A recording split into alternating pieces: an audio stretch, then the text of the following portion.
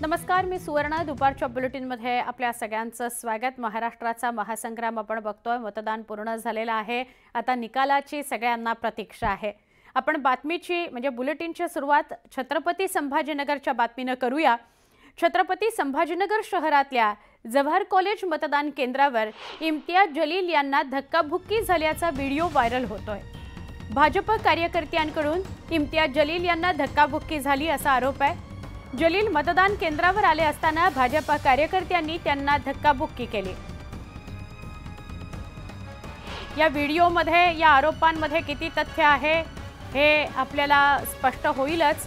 मात्र जलील मतदान केंद्रावर गेलेले होते त्यावेळेला त्यांना धक्काबुक्की झाली आणि ही धक्काबुक्की भाजप कार्यकर्त्यांकडून झालेली आहे असा आरोप होतो आहे. या व्हिडिओ मागचं सत्य समोर येईल. मात्र हा व्हिडिओ धक्कादायक आहे. इम्तियाज जलील यांना छत्रपती संभाजीनगरच्या मतदान केंद्रावर धक्काबुक्की झाल्याची बातमी आहे. आमचे प्रतिनिधी अविनाश कानडजे यांना अधिक विचारूया. अविनाश, नेमका हा सगळा काय प्रकार आहे? ही संपूर्ण जी घटना आहे, जो व्हिडिओ व्हायरल होतोय तो शहरातल्या जवाहर कॉलेज मतदान केंद्रावरील हा व्हिडिओ आहे. इम्तियाज जलील त्या ठिकाणी गेलेले होते आणि त्याच ठिकाणी त्यांना काही भाजप कार्यकर्त्यांनी धक्काबुक्की केल्याचा आरोप आता होतोय.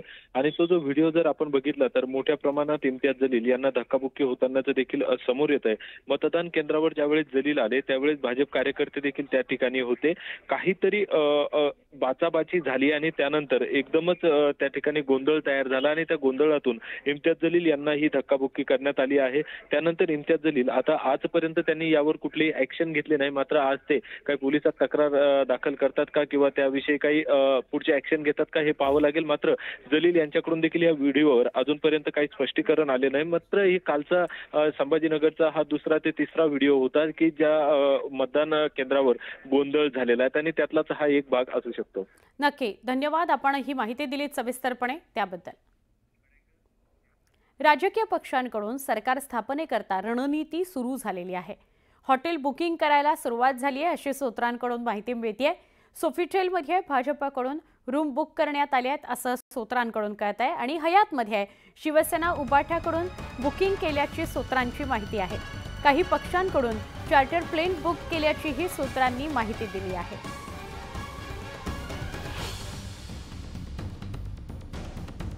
निकाल 72 तासांमध्ये लागतील आणि त्यानंतरच्या अनुचित प्रकारांना तोंड न देता यावं याकरता, म्हणजे अनुचित प्रकार कुठले घडूच नयेत, पळवापळवी होऊ नये याकरता भाजपकडून हॉटेलमधल्या रूम्स बुक झालेले आहेत आणि उबाठानं सुद्धा हयातमध्ये रूम्स बुक केलेले आहेत.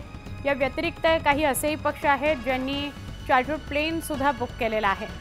येत्या काळात काय घडामोडी घडतात त्याची रणनीती, मोर्चे बांधणी सगळे पक्ष करताना दिसत आहेत. आमच्या प्रतिनिधी सुस्मिता भदाणे पाटील यांच्याशी बोलूया. सुस्मिता, निकालाच्या दुपारनंतर म्हणजे निकाल लागायला सुरुवात झाल्यावर दुपारनंतर काय काय करायचं यासाठी ही मोर्चे बांधणी आहे का सगळ्या पक्षांची? नक्कीच. खरं तर मतदान झालेलं आहे. उमेदवारांचं नशीब हे मतपेट्यांमध्ये कैद झालंय.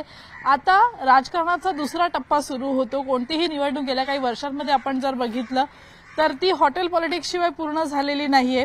ज्या वेळेला निकालाचे कौल हाती येतील त्यानंतरच जे विजयी उमेदवार असतील त्या सगळ्यांना सुरक्षित अशा ठिकाणी नेण्यात येणार आहे. त्यासाठी विशेष करून मुंबईतीलच 5 स्टार हॉटेल्सची बुकिंग ही करण्यात आलेली आहे. चार्टर्ड प्लेन्सची बुकिंग करण्यात आलेली आहे. प्रत्येक पक्षाकडनं, मग सोफिटेल असेल, सेंट रेगिस असेल, ताज पॅलेस असेल, अशा वेगवेगळ्या हॉटेल्सची बुकिंग ही आतापासूनच करण्यात येते आहे.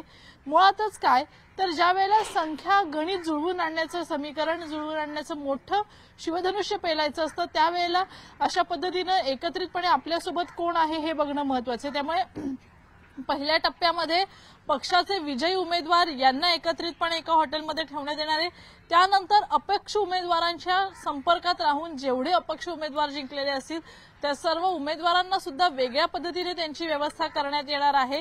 त्यामुळे मुंबईतील अनेक 5 स्टार हॉटेल्समध्ये आतापासूनच राजकीय पक्षांनी बुकिंग करायला सुरुवात केलेली आहे.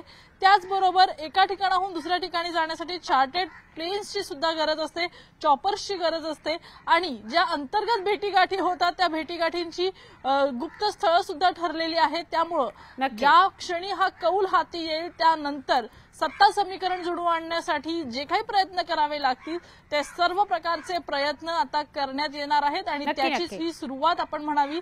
मुंबईमध्ये आपल्याला विविध 5 स्टार रेस्टॉरंट्समध्ये, हॉटेल्समध्ये बुकिंग मधनं पाहायला मिळते. धन्यवाद सुस्मिता, माहिती दिलीत आपण त्याबद्दल.